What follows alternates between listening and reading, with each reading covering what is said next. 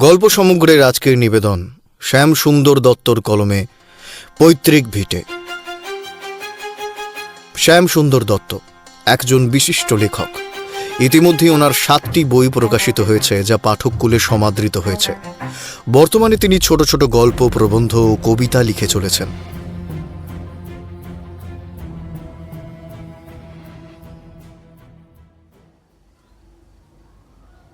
আজ থেকে বছর 20 আগের কথা। সকালে সবজি বাজার করে এসে ব্যাগটা নামিয়ে গৃহকর্তা ভবানীচরণ রায় বাইরের ঘরে চায়ের কাপে চুমুক দিয়ে খবরের কাগজে চোখ বুলাচ্ছেন। এমন সময় কলিং বেলটা বেজে উঠল। ভবানীচরণ বিরক্ত হয়ে বললেন, এখন আবার কে এলো? পুটি, পুটি দেখ তো কে এসেছে।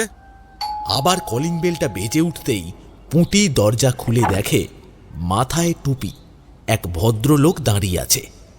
ভদ্রলোক জিজ্ঞেস করলেন, ভবানীচরণ বাড়ি আছে? হ্যাঁ আছেন। তার নাম ধরে কথা বলছে শুনে ভবানীচরণ ভাবলেন তার সমবয়সী বন্ধু বান্ধব কেউ হবে। দরজার কাছে এগিয়ে এসে দেখে মাথায় টুপি, ফ্রেঞ্চ কাট দাড়ি, অচেনা এক ভদ্রলোক দাঁড়িয়ে।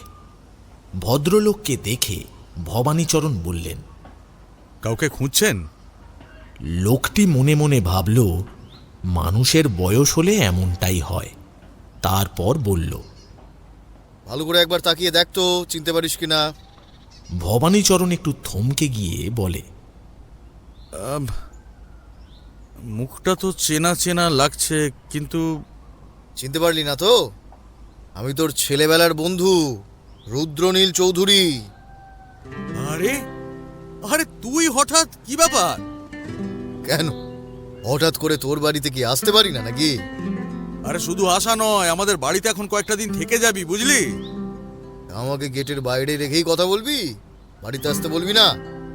আরে আরে তোকে আবার বাড়িতে ঢোকার জন্য কি পারমিশন নিতে হবে নাকি? আয় আয় আয়, ভেতর আয় ভেতর আয়। বহুদিন পর দেখা, হ্যাঁ, অনেক কথা আছে। ছেলেবেলার বন্ধুকে পেয়ে ভবানীচরণ অত্যন্ত খুশি। তারপর বলে, এই কি খাবি বল, চা না কফি? শুধু 1 কাপ লিকার চা, সঙ্গে একটা বিস্কুট দিতে পারিস। এই বয়সে ওই শহরে অহরহ হইচই চিৎকার চেঁচামেচি আমার আর ভালো লাগে না। এখন একটু নিরালা সবুজ শান্ত গ্রামের পরিবেশে থাকতে ইচ্ছে করে। তাই পৈতৃক ভিটের টানে এখানে চলে এলাম।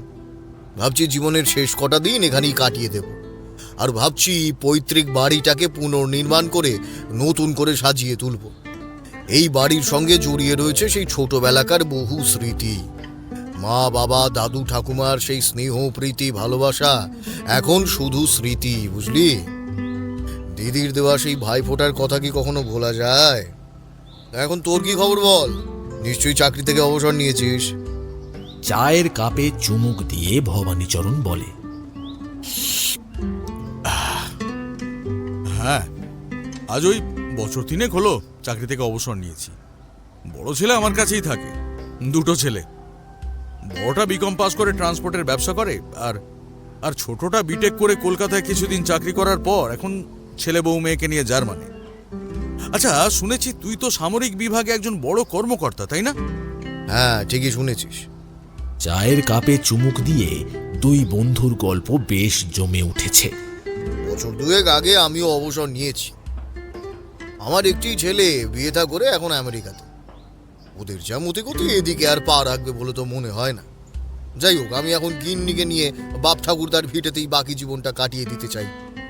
এর জন্য তোর সাহায্যের প্রয়োজন। আরে তো ভালো কথা, 2 বন্ধু পাশাপাশি থাকা যাবে।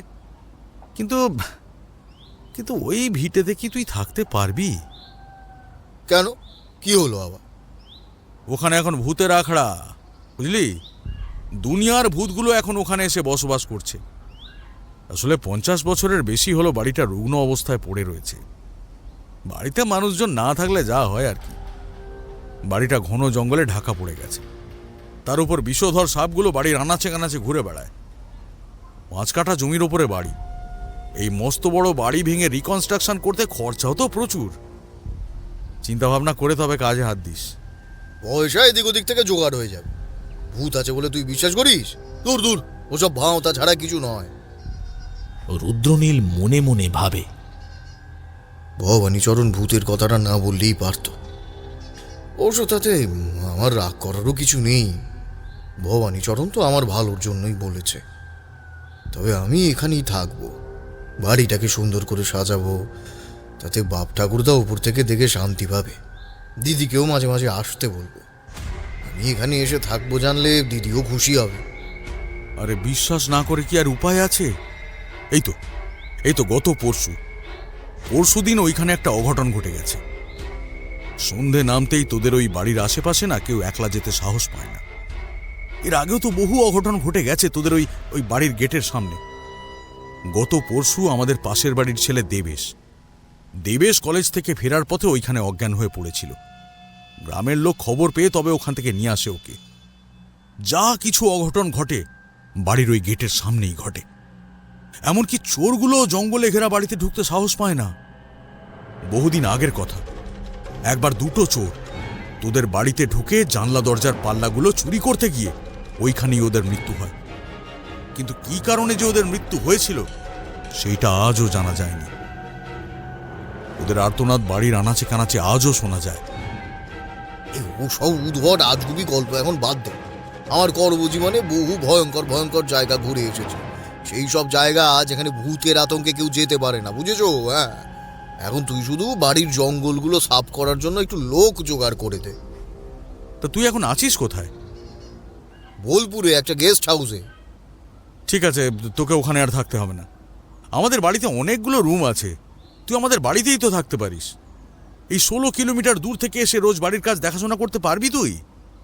ঠিক আছে, তোর বাড়িতেই না হয় কটা দিন থেকে যাব। চল বাড়িটা একবার দেখে আসি। বাড়িটা উঁচু পাঁচিল দিয়ে ঘেরা। জ্যৈষ্ঠ মাস, প্রখর তাপ, কাঠফাটা রোদ। রাস্তা থেকে দেখা যাচ্ছে পাঁচিলের ওপারে সেই কৃষ্ণচূড়া ফুল গাছটা আজও দাঁড়িয়ে। গাছের কয়েকটা ডাল শুকিয়ে গেছে, দেখে বোঝা যায় বয়স হয়েছে। তাতে ফুলে ভর্তি। কৃষ্ণচূড়া গাছটাকে দেখে রুদ্রনীল ভাবে, ছোটবেলায় দিদির সঙ্গে এই কৃষ্ণচূড়ার ফুল গাছের তলায় লুকোচুরি খেলতাম। পাশে একটা আম গাছ ছিল, গেল কোথায়? রাতে পাকা আম পড়ার শব্দ শুনতে পেতাম। সকালে আমি আর দিদি কুড়িয়ে আনতাম। সে কি আনন্দ! মস্ত লোহার গেটের সামনে আসতেই দেখে বাড়িটা জীর্ণ ভগ্ন অবস্থায় দাঁড়িয়ে। দেওয়াল ও ছাদে বিভিন্ন গাছগাছালি জন্ম নিয়েছে। সেখানে পাখি পক্ষীরা বসবাস করছে। দেওয়ালগুলোতে নোনা ধরে গেছে, দেওয়াল থেকে চাঙর খসে খসে পড়ছে। কোথাও কোথাও আবার ফাটল ধরেছে। গেটটা জং ধরে কিছু অংশ ক্ষয়ে ক্ষয়ে খসে পড়েছে। দেখে আবেগ এসে যায়।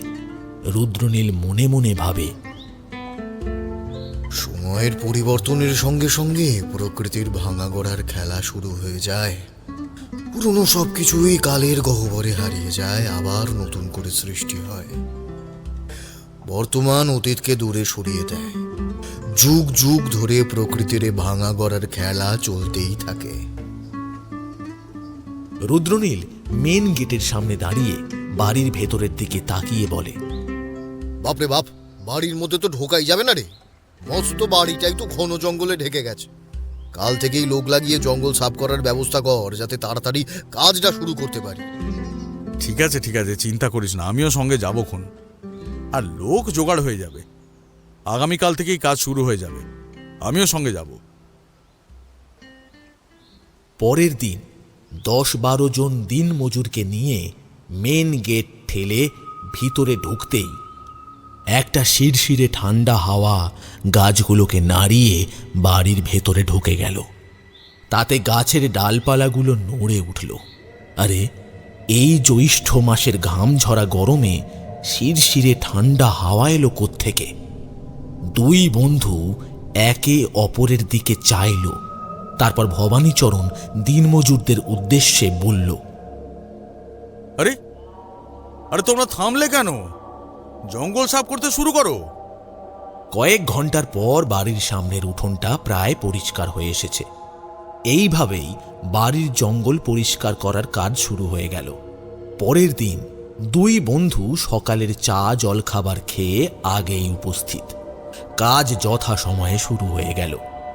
ভগ্ন দরজায় বাবার হাতে ঝোলানো তালা এখনো ঝুলছে। একটু ঠেলতেই দরজার কিছু অংশ ঝুরঝুর করে খসে পড়ল। ভিতরে একটু এগিয়ে আসতেই চোখে পড়ল অসংখ্য মাকড়সার জাল, বাদুড় আর চামচিকে। পরিষ্কার না হওয়া পর্যন্ত ঘরে ঢোকা প্রায় অসম্ভব। নিচের ঘরগুলো পরিষ্কারের সময় দোতলা থেকে একটা বিকট আওয়াজ কানে ভেসে এলো। তার একটু পরেই বিড়ালের ডাক শুনতেই কাজের লোকগুলো কাজ ছেড়ে দাঁড়িয়ে যায়। ক্ষণিকের জন্য পরিবেশটা নিঃশব্দতায় ঢাকা পড়ে যায়। বিড়ালের ডাকটা আরো প্রকট হয়ে ওঠে। ভবানীচরণ বলে উঠল, দোতলায় এই ভর দুপুরে বিড়াল এলো কোত্থেকে? রুদ্রনীল বলল, আরে তোমরা কাজ বন্ধ করলে কেন? হাত চালাও, হাত চালাও। একজন মজুর এগিয়ে এসে বলল, বাবু বাবু দোতলায় বিকট আওয়াজ শুনতে পেলেন? বিড়ালটা এখনো ডেকেই চলেছে। তোমরা তোমাদের কাজ করো, দোতলা যখন পরিষ্কার করবে তখন দেখা যাবে। ওটা কিসের শব্দ? এই কথা বলার পরই রুদ্রনীল মনে মনে ভাবছে, তাহলে ভবানীচরণ যা বলেছে সেটাই কি সত্যি? সত্যিই তো এই ভরদুপুরের বিড়ালের ডাক। বিকট শব্দটাই বা কিসের? রুদ্রনীল নিজেকে বারবার প্রশ্ন করে। পরের দিন দোতলায় ঢুকতেই বাদুড় চামচিকেগুলো ঘরময় উড়তে শুরু করে, যেন ওরা বলতে চাইছে, তোমরা কেন এই বাড়ি দখল করতে এসেছো? আমরা এখানে বহুদিন ধরে বসবাস করছি, আমরা আমাদের দখল ছাড়ব না। কিন্তু কিন্তু কোথায় সেই বিড়াল?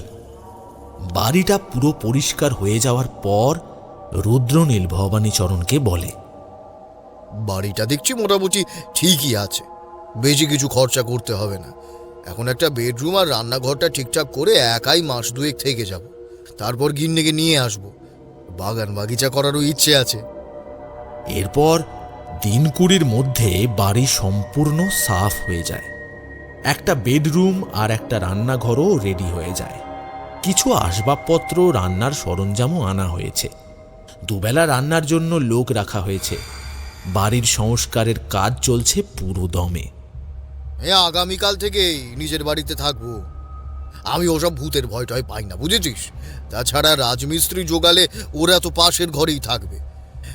আর ডিফেন্সে কাজ করার সময় পাহাড় পর্বত বনভূমি কত ভয়ঙ্কর ভয়ঙ্কর জায়গায় ঘুরে বেরিয়েছি, তার তুলনায় এটা আমার কাছে রাজপ্রাসাদ রে।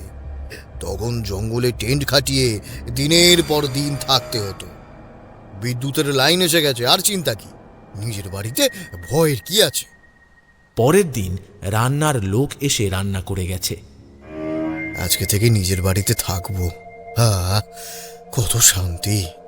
সারাদিন বাড়ির কাজকর্ম করে রাতের খাওয়া দাওয়া সেরে ক্লান্ত শরীরে একটু আগেই ঘুমিয়ে পড়েছে রুদ্রনীল। গ্রামের লোকেরা একটু তাড়াতাড়ি ঘুমিয়ে পড়ে। নিঝুম নিঃশব্দ রাত, কোথাও কোনো সারা শব্দ নেই। রাত তখন 1টা।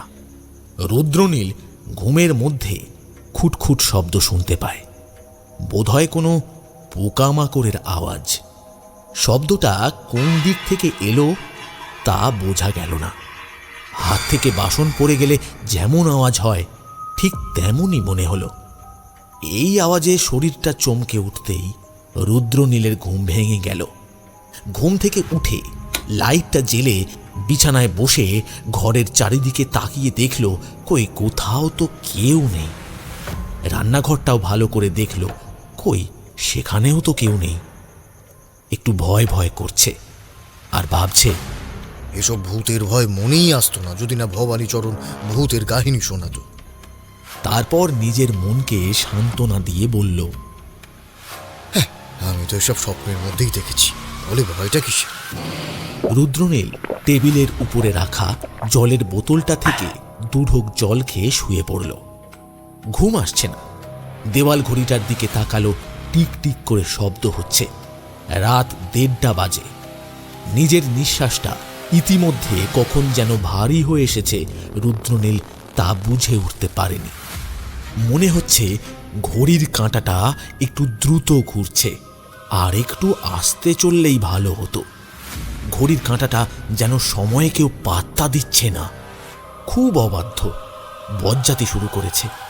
বিছানায় ঘুরে চিত হয়ে শুতেই সামনের দেওয়ালে চোখ পড়তেই দেখে কিসের যেন একটা ছবি। ভালো করে নজর দিতেই দেখে একটা মানুষের কঙ্কালের মতো। ভাবল, ঠিক দেখছি তো। চোখ দুটো একটু রোগরে ভালো করে দেখল। তারপর আবার ভাবল, না, ঠিকই দেখেছি, ওটা মানুষের কঙ্কালেরই ছবি। দেওয়ালে হঠাৎ কঙ্কালের ছবি এলো কোত্থেকে। রুদ্রনীল একটু ভয় পেয়ে গেল, গায়ে কাঁটা দিয়ে উঠল। মাথার দিক থেকে আবার সেই খুটখুট শব্দ। রুদ্রনীল চমকে ফিরে তাকিয়ে দেখল, না, কেউ নয়, বাতাসে জানালার পাল্লাটা বোধ হয়। তারপর ভাবল, কোন দিক থেকে শব্দটা এলো তা তো ঠিক বোঝা গেল না। কেউ কি ধাক্কা দিল দরজায়? না, কেউ নয়। পাশের ঘরের পুরনো দরজার পাল্লাটা বাতাসে বোধহয় ধাক্কা খেল। চোখ বন্ধ করার চেষ্টা করেও পলক পড়ছে না। চোখের তারা দুটো যেন স্থির হয়ে গেছে।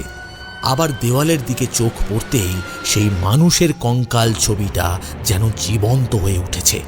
কঙ্কালটার গায়ে মাংস একটু একটু করে লাগছে। হাত, পা, মুখ, মাথা, শরীর, তারপর বিরাট দানবের চেহারা নিয়ে দেওয়াল থেকে বেরিয়ে সামনে এসে দাঁড়ালো, আর খিলখিল করে হাসতে হাসতে হাত বাড়িয়ে তার দিকে এগিয়ে এলো। আতঙ্কে রুদ্রনীলের শিরদাঁড়া দিয়ে যেন একটা শীতল স্রোত বয়ে গেল। খাটখানা শূন্যে ভাসছে, মহাশূন্যের ঘন অন্ধকারের দেশে। ভূত প্রেতগুলো দল বেঁধে বেঁধে আসছে। রুদ্রনীল ভাবল, তাকে এবার মহাশূন্যের ওই ঘন অন্ধকারের দেশে টেনে হিঁচড়ে নিয়ে যাবে। বুকের ভিতরকার রক্ত জমাট বেঁধে এলো। লম্বা হাত দুটো বাড়িয়ে তার গলাটা টিপে ধরেছে। ভয়ে রুদ্রনীলের গলার স্বর বন্ধ হয়ে গেল। এত সাহসী হয়েও নড়াচড়া করার সাহস পেল না। ভয়ে শরীর থেকে নিঃশ্বাসটা কোথায় যেন হারিয়ে গেছে।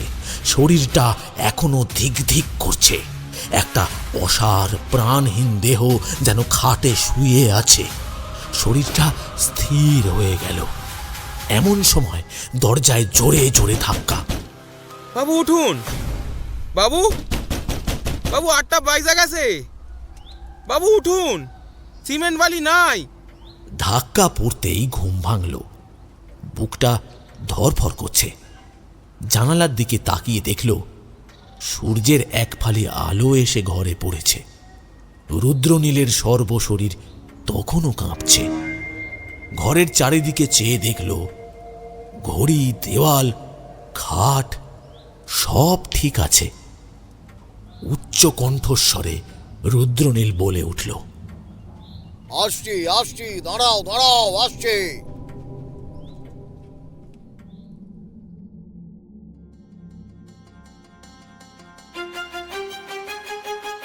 শুনছিলেন শ্যাম সুন্দর দত্তর পৈতৃক ভিটে। গল্পটি ভালো লাগলে লাইক করুন এবং পরবর্তী গল্প শুনতে চ্যানেলটি সাবস্ক্রাইব করতে ভুলবেন না।